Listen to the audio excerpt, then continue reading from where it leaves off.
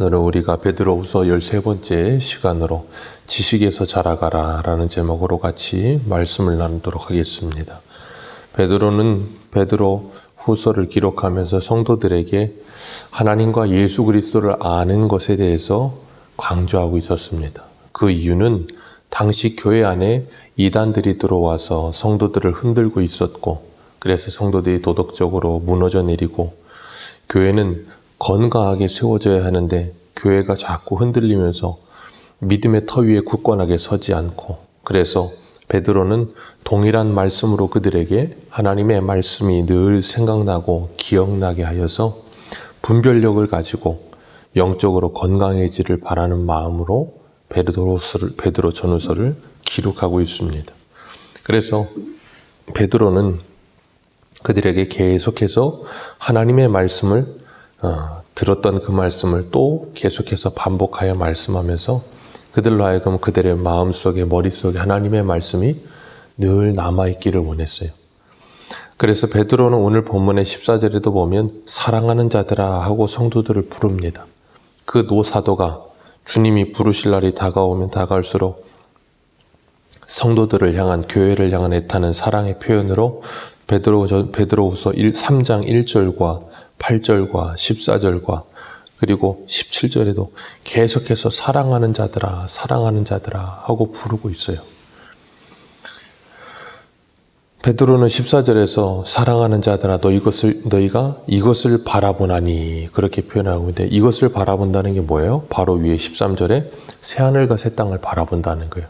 그 새하늘과 새 땅을 바라보는 성도들은 이 땅에서 어떻게 거룩하게 살아야 하는가, 어떻게 살아야 옳으냐 그랬던 것처럼 어떻게 살아야 하는가, 점도 없고 흠도 없이 평강 가운데 나타나기를 힘쓰라 그랬어요.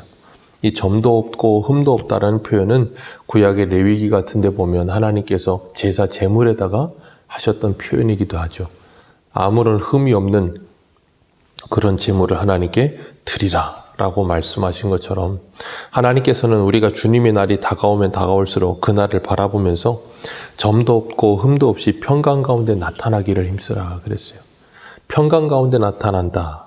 이 평강이라는 표현, 평안이라는 표현은 위로부터 우리에게 주시는 표현입니다. 그래서 하나님이 우리에게 평강을 주셔야만 우리가 참된 평강을 가질 수가 있거든요.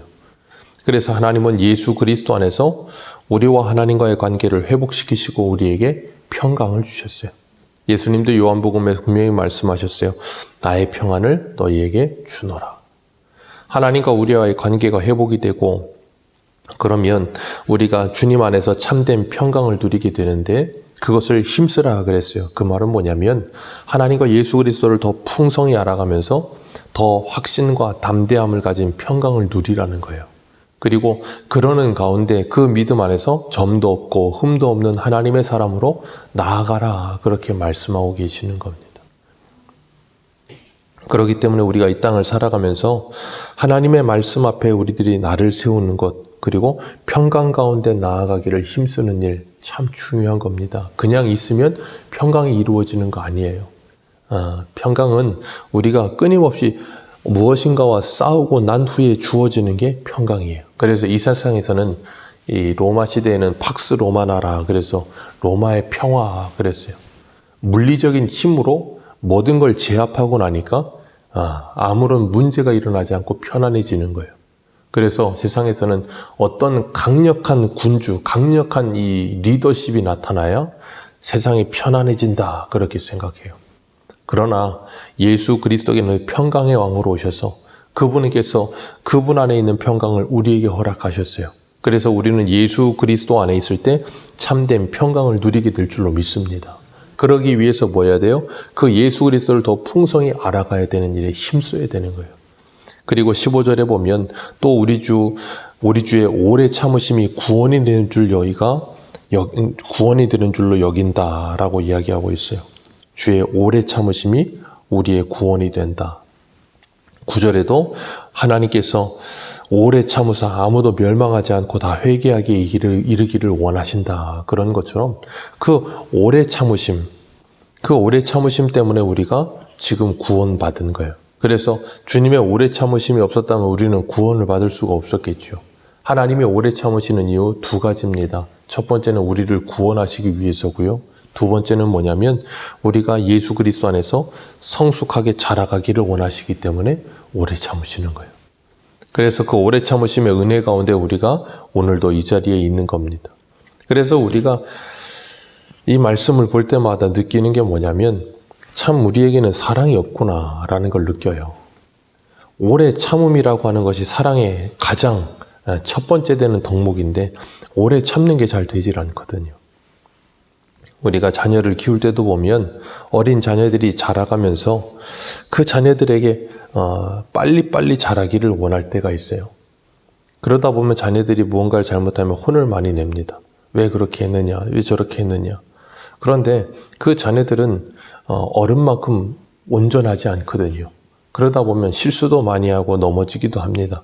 그런데 그 자녀들이 빨리 컸으면 좋겠다는 욕심 때문에 그 자녀들을 경책하고 자꾸 더 온전해지라고 말을 하지만 중요한 건 우리들도 자라오면서 수많은 시행착오를 겪어서 이마만큼이나 온전해져 가고 있는 건데 우리 자녀들은 그러지 않았으면 좋겠다는 욕심 때문에 자녀들을 괴롭게 하고 힘들게 할 때가 많아요. 그렇기 때문에 우리가 자녀들에게 때로는 좀 오래 참음의 사랑이 필요하다는 걸 좀 알았어야 되는데 그렇지 못할 때가 많죠. 그러다 보니까 하나부터 열까지 전부 간섭합니다. 굉장히 간섭해야 될 때를 간섭하지 않고 간섭하지 않아도 될 때를 굉장히 간섭할 때가 많아요. 그래서 어떤 교육하는 분들은 그러더라고요. 부모님의 무관심이 아이들을 건강하게 한다고.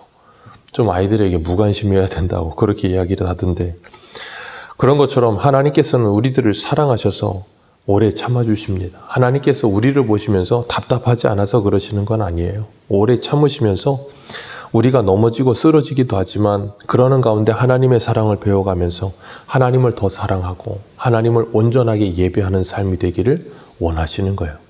그래서 하나님은 오래 참으시면서 우리로 하여금 뭐 하게 하세요? 평강 가운데 점도 없고 흠도 없이 나아가기 위해 힘쓰라 그렇게 권면하시는 거예요.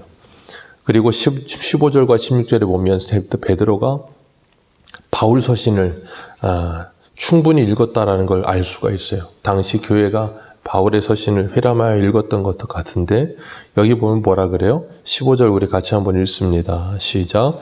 또 우리 주의 오래 참으심이 구원이 된 줄로 여기라. 우리가 사랑하는 형제 바울도 그 받은 지혜대로 너희에게 이같이 썼고 사랑하는 형제 바울도 그 같은 지혜로 그 받은 지혜로 너희에게 이같이 썼다. 그 모든 편지에도 그러는 거 보면 베드로가 바울의 서신을 많이 읽었던 것 같아요. 그러다 보니까 그 모든 편지에도 이런 일에 관하여 말하였는데 그 중에 알기 어려운 것이 들어있으니 무식한 자들이 굳세지 못한 자들이 다른 성경과 같이 그것도 억지로 풀다가 스스로 멸망에 이르렀느니라 그랬어요. 이 말은 뭘 말하고 있는 건가 하면 이 사도 베드로가 베드로전서에서 이야기하던 그 가만히 들어온 이단의 거짓 교사들, 거짓 선지자들 그들이 이 사도 바울의 편지를 곡해했다는 거예요. 사도 요한도 요한일서 4장에 보면 그 예수님의 성신을 부인하는 이단자들이 우리에게서부터 나갔다라는 표현이 나오거든요. 그 말은 뭐냐면 이단들이 그냥 어디에서 갑자기 튀어나온 게 아니고 교회에서 나가는 거예요. 교회에서 나가서 자기들의 이 사상과 그리고 자기들의 생각으로 뭔가를 체계화시키는 게 이단인데 그러다 보니까 이 이단들도 뭐예요?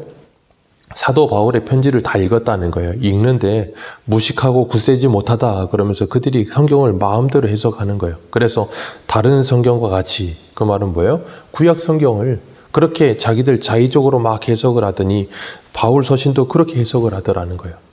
그러니까 성경을 오해하는 거죠.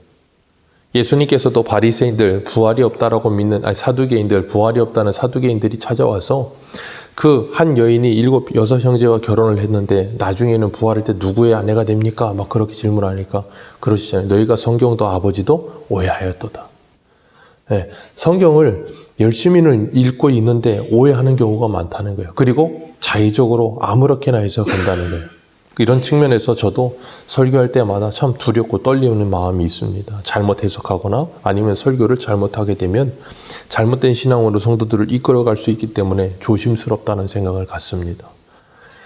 왜 그런가 하면 거짓된 가르침 그리고 잘못된 사상이 사람의 머리 안에 그리고 생각 안에 딱 박히게 되면 정말 잘못된 길로 갈 수 있거든요. 이 당시에 주님의 성육신에 대해서 부인하는 자들도 있었고 부활에 대해서 부인하는 자들도 있었고 재림에 대해서 오해하는 사람들도 있었고 그리고 진리 안에서 자유하라 그랬더니 방종으로 나가는 사람들도 있었고 율법 폐기론을 주장하면서 도덕적으로 완전 타락하는 사람들도 있었고 성경을 오해하는 사람들이 너무 많았어요.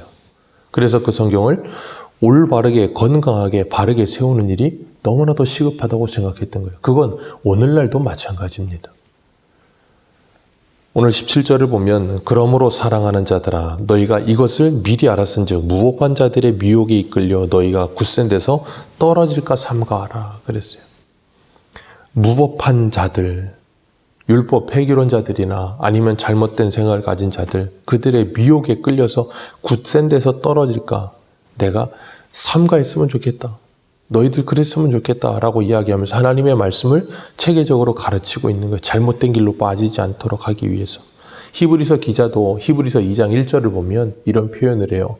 그러므로 우리는 들은 것에 더욱 유념함으로 우리가 흘러 떠내려가지 않도록 함이 마땅함이니라. 들은 것에 더욱 유념하여서 믿음에서 흘러 떠내지 않게 하는 것이 마땅하다라고 이야기해요. 그리고 히브리서 6장에는 19절에 이렇게 표현해요. 우리가 이 소망을 가지고 있는 것은 영혼의 닷 같아서 튼튼하고 견고하여 휘장 안에 들어가나니.